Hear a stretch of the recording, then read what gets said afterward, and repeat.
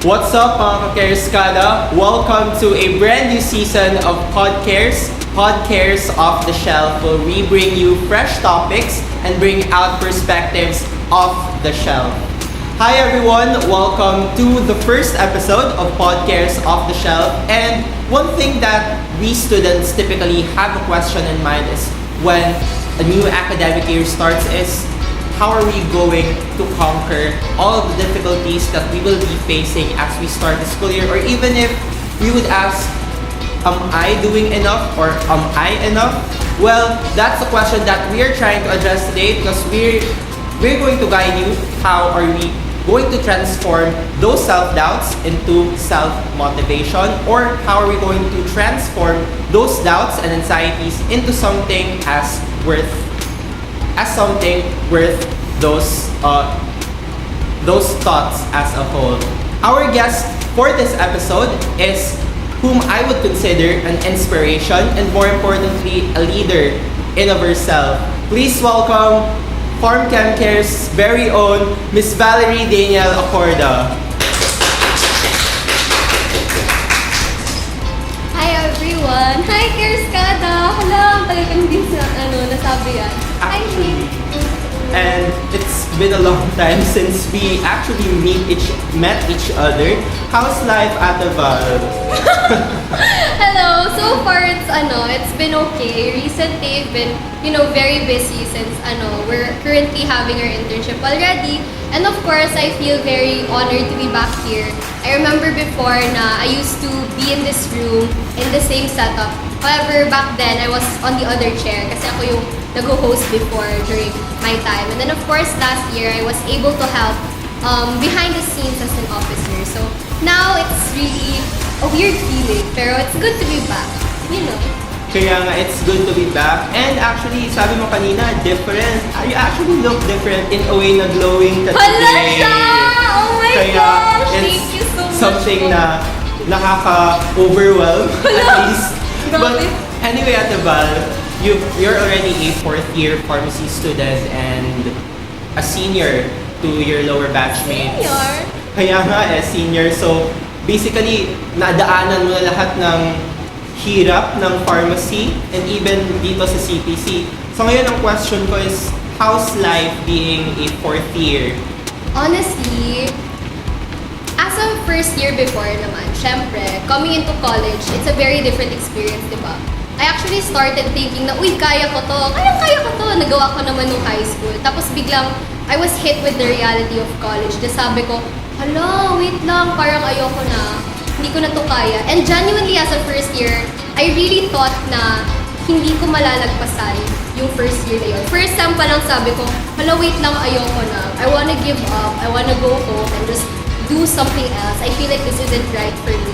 Pero syempre, I was able to, thankfully, I was able to overcome those thoughts and those obstacles. And I'm actually very, very happy na, and very proud of myself actually, na nakaabot ako ng fourth year. And I'm actually I'm almost halfway there already. And wala, I'm just very, very happy. And it doesn't feel real actually, pero, we're already here. So, let's make the most out of it.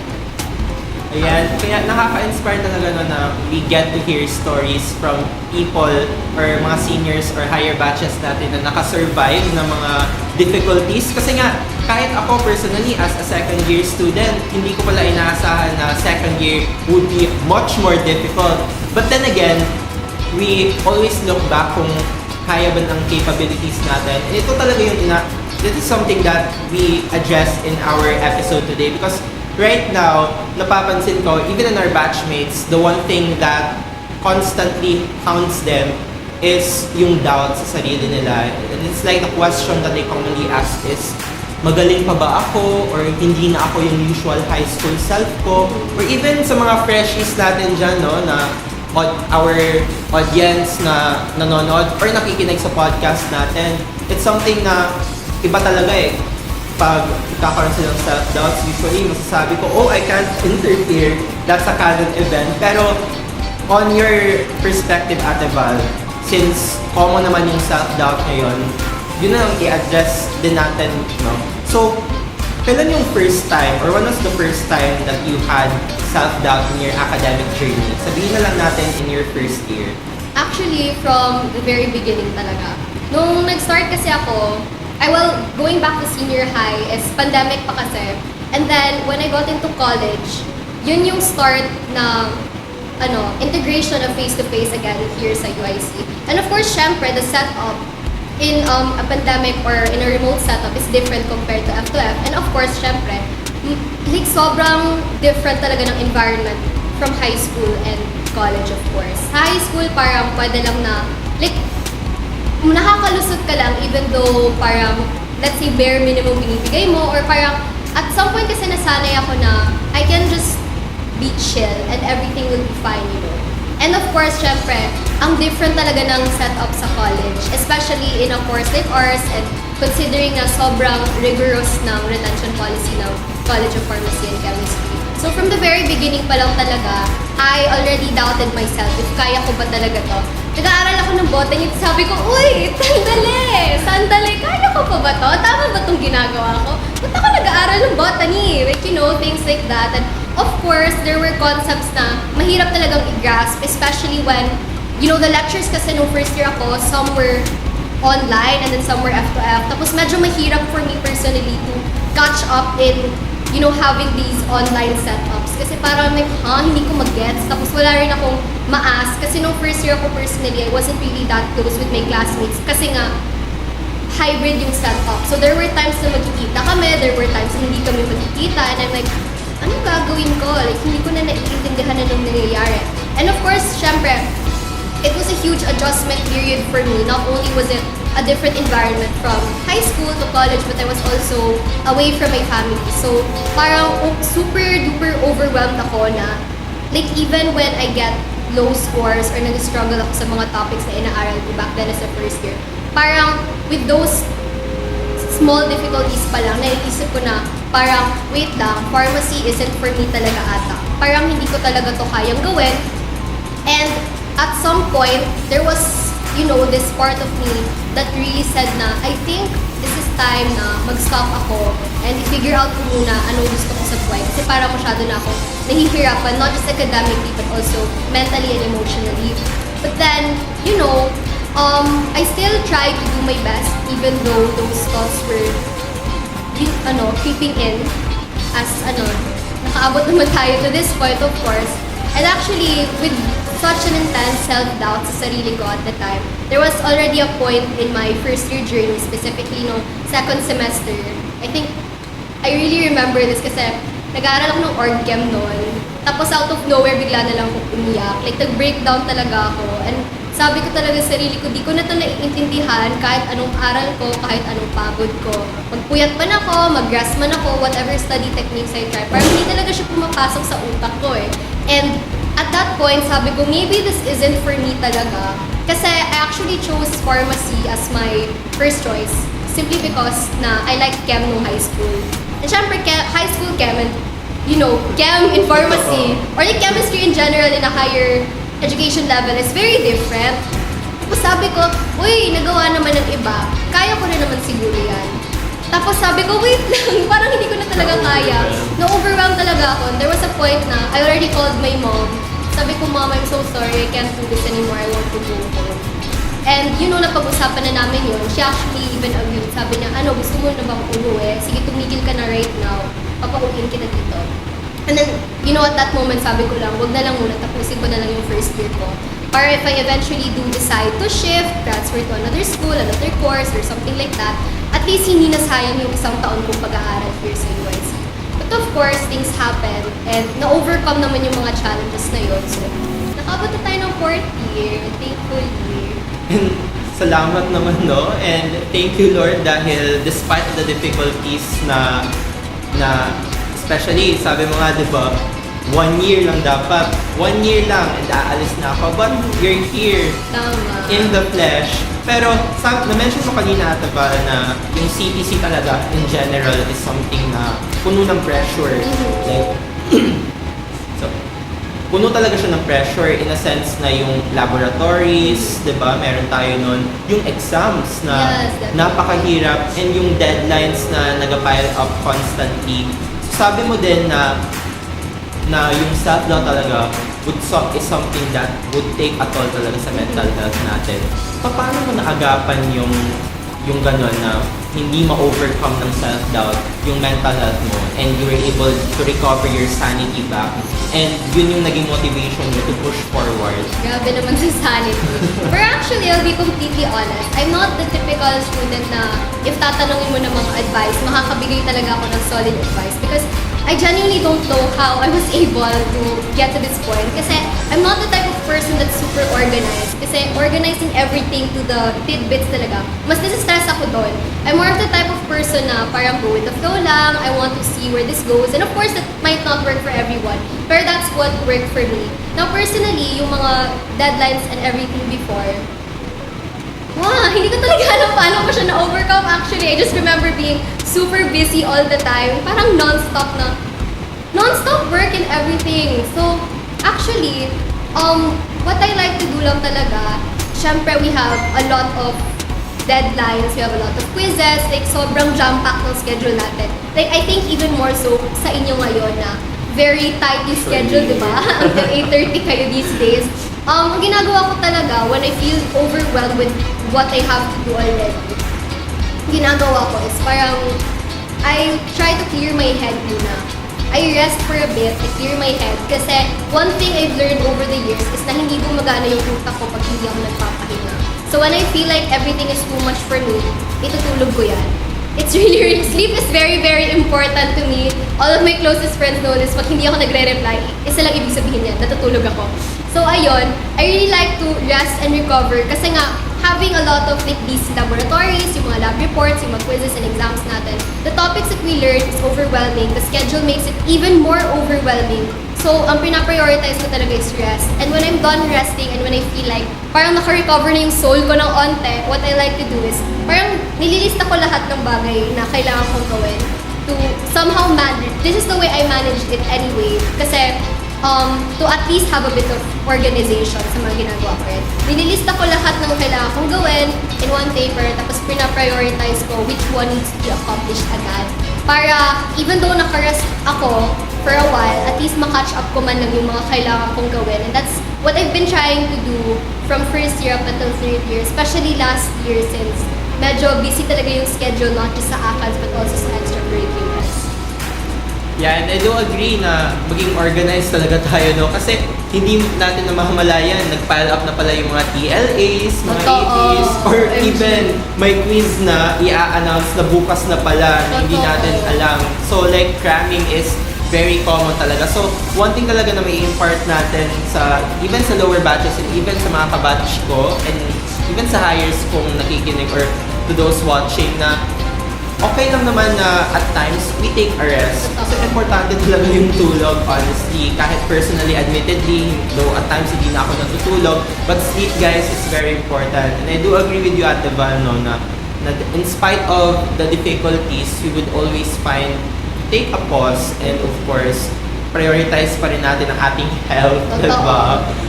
Pero sabi mo, di ba, despite of the academics, meron ding extracurricular. So, isa din yung proof na, ay, may ibubuga pa pala ako as a student. So, let's talk about those. So, do you think na naging fraud ka pa rin? Or parang nafe-feel mo pa rin na hindi ka magaling despite the achievements na nakuha mo sa, let's say, sa clubs and even sa ACADS? Of course, there are times talaga. Kasi the thing about me na I realized growing up na I am capable naman of catching up with these set of people na may ibubuga. Pero what I realized, and I have accepted, is na parang ayun lang, I can catch up pero I cannot excel. So there are times talaga na nararamdaman ko, especially in terms of academics, makikita ko yung pangalan ko sa like top list of students, for example. Sabihin ko, uy, talagang, is this my hard work or nakachamba lang ako this time, you know? Yun talaga yung nafe-feel ko lagi, like, you know, always. Especially, there was this instance kasi in pharmacology na nakasali ako sa list of top students. And lagi akong inaasar ng batchmates ko for that. And I'm like, guys, mag-chill lang tayo. Parang nakakahiya. Hindi ko alam if like, na-timingan lang talagang maganda yung performance ko doon. Kasi medyo fluctuating talaga yung academic performance ko, to be perfectly honest. I'm going to be transparent about that. Kasi, you know, hindi naman talaga ako sobrang matalino. And hindi naman talaga ako consistent sa pag-aaral ko na all the time I can give my 100%. I think a lot of people know that there are times talaga na parang masyadong magulo yung mental health ko na medyo gumaganon yung ACADS for a bit. Pero syempre, hindi naman papabayaan talaga. Pero of course, since fluctuating naman and hindi naman ako consistent na gano'n na student, parang naiisip ko na, wait tama ba to? Or like, is it really, you know, okay for me to accept like, compliments or like, even talk about my achievements in ACADS and extracurriculars when I know that there are a lot of people who have continuously and consistently balanced their academic and extracurricular achievements. Pero syempre, at the end of the day, I just like to hold on to the fact na before, alam ko sa sarili ko, when I was in high school, I couldn't have achieved any of this in the slightest sense. In academics, in extracurriculars, I was able to grow. So while it's not, you know, it may not be like super consistent na masabi mo, wow, how done niya? Uy, it's like, it's still something na I hold on to and I'm still proud of myself even though there are times na dinadoubt ko yung sarili ko na whether or not I was actually capable enough to achieve these so-called achievements. And yun din, Ate Val, no? Like, may mga students talaga. And even personally, sa akin, pag, no, kita ko doon yung name ko doon sa top 10 or even. So, usually, sabi ko, ay, baka luck lang ito or parang naswertehan lang. Pero, in spite of that, maganda talaga na naibabalance natin. Hindi naman talaga necessary, right, na masyado talaga tayong matalino or we all have our bad days. But at the end of the day, parang magagawa natin ang paraan to climb up, to be able to bounce back. And kahit hindi man masyadong malaki yung effort, at times, at least it's consistent na parati na nag-e-effort ka pa rin at least, right? Pero let's talk about the times where you doubted yourself and hala, nakaya ko pala. So, paano yon? How was that, let's say, full circle moment for you? I don't know, honestly. Like, syempre, you know, the feelings of doubt still, hanggang ngayon, naiisip ko pa rin siya. There are still feelings up until now, even as a fourth-year student, right? And of course, I do try my best to manage it.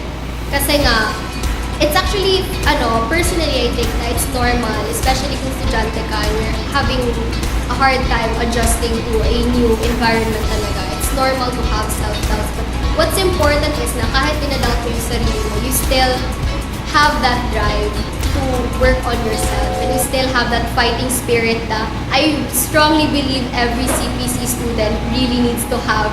Kasi, it's great na matalino ka, but the most important thing in this program talaga is lumaban ka pa hanggang sa kaya mo. Because, you know, the fight isn't over until it actually is. Kaya nga, something na mai-impart natin towards siguro sa batchmates ko and even sa lahat ng students is to simply never lose the drive. Kasi even if we doubt ourselves, it's something na normal naman talaga na pagdudahan natin kung kaya ko ba to or magaling pa ba talaga ako. But at the end of the day, you make those small grains of efforts that, it makes a difference, di ba? Na kahit na hindi ka masyado matalino, I'm very pretty sure na this is a universal experience sa lahat ng students. It's completely relatable na not everyone talaga is very smart sa program na to. But one thing na kaya natin impart sa kanila is that they have this spirit ng Diyos. Puso lang po talaga. Diba? Pero something na gusto ko din pag-usapan, Ate Val, is meron tayong self-doubts. Pero what are your self-affirmations or like, anong go-to strategies mo kung nagki-creep in siya, di ba? Ito talaga. This is the kind of question na honestly, I try to avoid answering or imparting my feelings on. At the motivation, coping strategies, and of course, like, anong ginagawa ko sa ACADS. Kasi sa totoo lang, I just do what I feel. Like, you're not gonna hear like a very specific answer from me kasi it really depends on what I'm going through and what I feel like is best for me. So, number one talaga, uulit-ulitin ko talaga to, if you feel like you're mentally, emotionally, physically tired in any way, shape, or form, you take a break and you rest. Yan talaga ang ginagawa ko. Kasi, honestly, I'm the type of person na mabilis ma-overwhelm. And, of course, syempre, mas nadadagdagan yon like, by self-doubts and everything.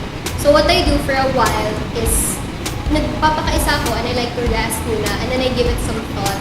And then I just go back to, you know, what I have to do. Back on work. Kasi may energy na ako ulit. Kaya ko nang lumaban ulit, you know. Parang, yun lang talaga yung lagi kong ginagawa. And of course, since we're a very acad-heavy program, what I like to do when resting rin, other than sleeping of course, is I try to find time for myself na alagaan ko yung sarili ko, self-care, and try to still perform my hobbies if ever. Para man lang, I still feel normal na hindi na pala ako kinakain ng program and everything like that. Actually, totoo yun, no? The reason bakit yung mga students na na-overwhelm sila or like nagko-continue yung self-doubts is that hindi nako-confine lang sila sa program. So like, it's important din sa ating students or sa ating CPCians to find ways kung paano kayo mag-vent or like take a breather din naman. Kasi kung puro lang po tayo pharma and chem, hindi usually na tayo, ma-overwhelm tayo masyado niyan, no? Pero one thing na sinabi mo, Ate Val, is that in spite of those, you did self-care, you transformed your values para ma-reaffirm yourself na kaya ko to. Pero let's be honest, no one actually ever overcomes self-doubt alone. So, pag-usapan naman natin yung mga peers natin or like the people in spaces that, that help us feel seen on na-recognize tayo. So, para sa'yo ba, what kind of peer culture na nag-work for you na makabuild ng confidence instead of, parang competing or comparing with others? Okay, so this is actually something na I've been keeping to myself kasi I'm a bit shy to share it. Pero I firmly believe talaga na the people around you are going to shape you. Kasi na-experience ko siya firsthand. This is both in regards to my personal circle and the friendships and connections I've made in my extracurricular activities. So, nung first year kasi ako, I was still very shy and I didn't really have a circle of friends talaga na matatawag kong very tight circle, di ba? Kasi nga, di ba, medyo weird pa kasi yung setup namin na hindi kami everyday nakikita, hindi kami everyday na nagsasama and everything like that. So, I had a couple of close friends, but that was basically just it, right? And then nung second year, syempre, nag-shuffle kasi kami nung second year. And then, at some point, na-meet ko kasi yung barkada ko. Yung mga friends ko ngayon were also a part of CARES from the previous administration. And one thing na I really, really appreciate is na yung parang friendship na nabuo namin, hindi naman, I wouldn't really call it competitive, pero it's more of trying to uplift everyone and make sure na parang everyone is on the same pace na walang naiiwan behind rather than being competitive. Like for example, sa ACAD. Actually, ito talaga yung favorite memory ko with my circle kasi I feel like yung performance ko nung second year, which is one of my best, personally speaking, it's really because of them talaga. Kasi I remember nung naging close kami, lagi kasi kaming tumatambay sa cafe sa baba. Diyan nabuo yung friendship namin eh. Tapos syempre may quiz and may free time, diyan kami mag-aaral. So before, like syempre separate tables and everything na, uy, si classmate nandyan.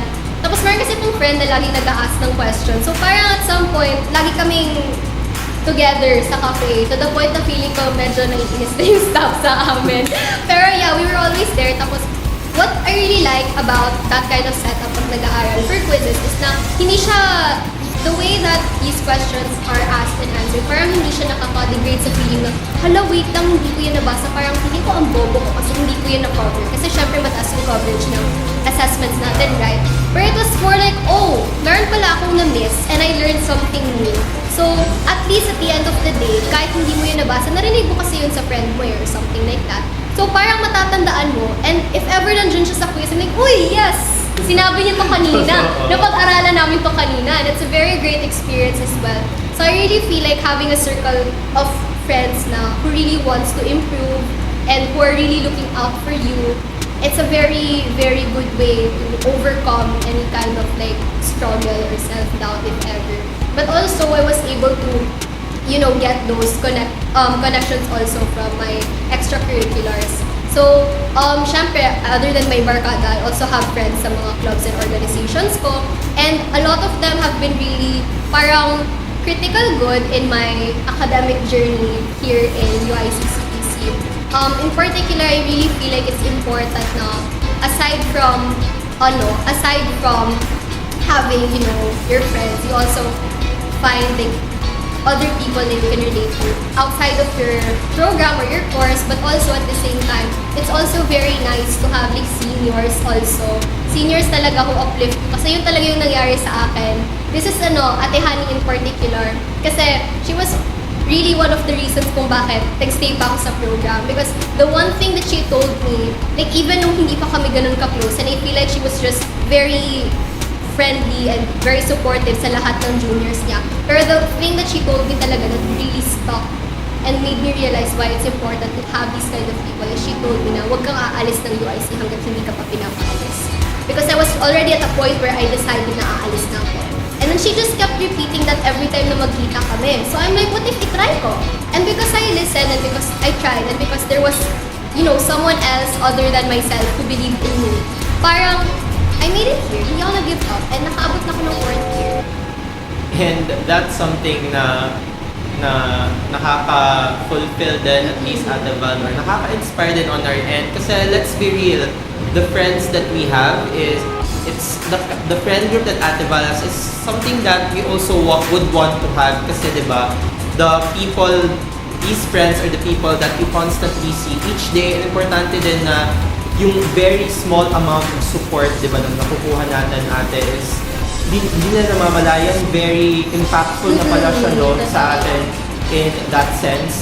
Pero, yun nga, when we have those peers, di ba, we know na importante talaga ang having a stable support system, guys. Kasi, hindi ka talaga, let's be real ha, may mga kaya na mag-survive alone. But, let's be real on a, let's say, kung pangkalahatan, hindi talaga siya applicable eh. So, yeah, it's something na gusto din natin i-emphasize sa kanila. But more importantly, before din tayo mag-wrap up ate, syempre dapat may pabaon tayo sa CARES kada natin. Pabaon! Grabe naman! Baka may mag-expect sila ng something material thing. Pero, ano masasabi mo sa, parang ganito na lang, since, di ba, 4th year ka na eh, so like, ano na lang masasabi mo if, let's say, hypothetically, harap mo yung freshman or sophomore or junior self mo, ano yung sasabihin mo sa kanya? Hala, grabe naman. Parang that's such an intense Fishbowl question diba? siya. Sure. Ano to?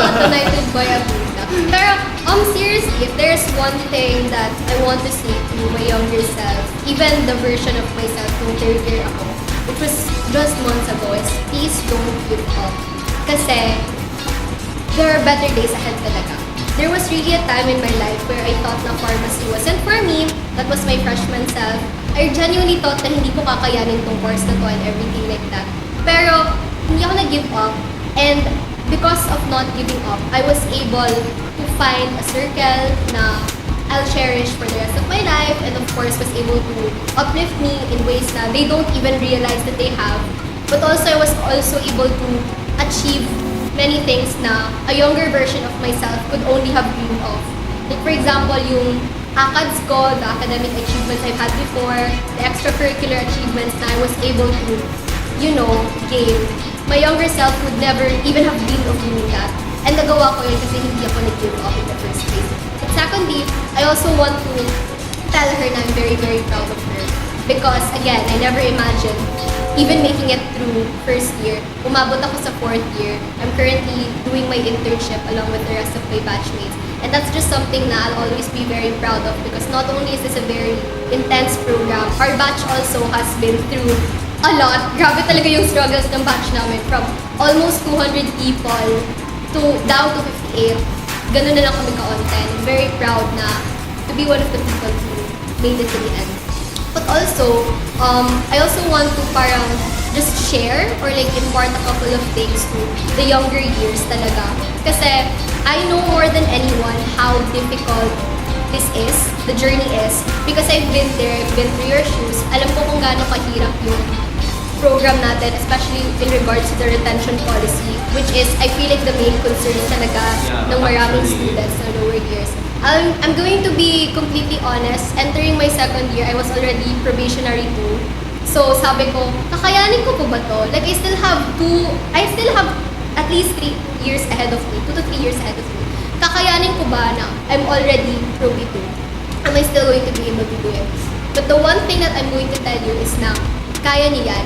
You just have to sit down, take a breath, and evaluate what you feel na kaya mo pang gawin.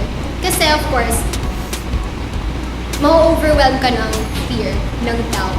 Pero if you sit back at parang relax muna for a bit, at least magkakaroon ka ng clarity. And then you can assess if kaya mo pa ba, if gusto mo pa ba. And I feel like that's so incredibly important, especially for the lower years who are still fighting for their lives sa program. It's very important na you just try. Kasi maraming mga students, pinapangunahan nila yung retention, di ba? Pinapangunahan nila yung actual status nila. Na kahit iwan pa lang umaalis na agad sa program. And while of course there are some people who opt to, leave for their mental health, and that's more than okay. Kasi if that's what's best for you, edi that's what you do. Pero still, please, lumaban kayo kasi kayang-kaya nyo pa yan. Others have been through worse, and they made it. So, I really believe na kaya nyo pa yan, guys.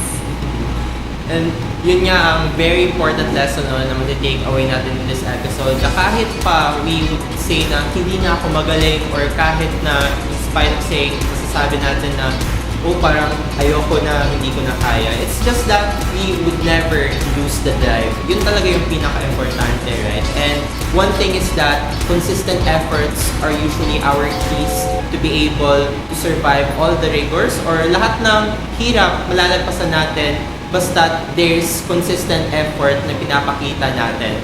And that's it. Hello! But more importantly, Ate Val, thank you so much talaga for joining us today. And it was a good time na makita ka ulit here in the campus. Ilang months na ba since internship, or since the last time we met? Parang 5 months? Or Year. parang 4 months? 2 weeks ago, Or 2 nagkita weeks tayo. ago pala. So, yun nga. But anyway, thank you so much for joining us today, Ate Val. And yung ipapalala natin, or one pabaon talaga natin, is that self-doubt is a feeling and not a fact. So, next time you would ask kung, am I good enough? Siguro, the best thing that you would ask is, what makes me believe that I'm not? And yeah, that's it. Until next time, mga ka-Careskada, keep growing, learning, and believing. And of course, if this episode resonated with you, don't forget to tune in here on Podcares Off the Shelf for more conversations like this one. Bye!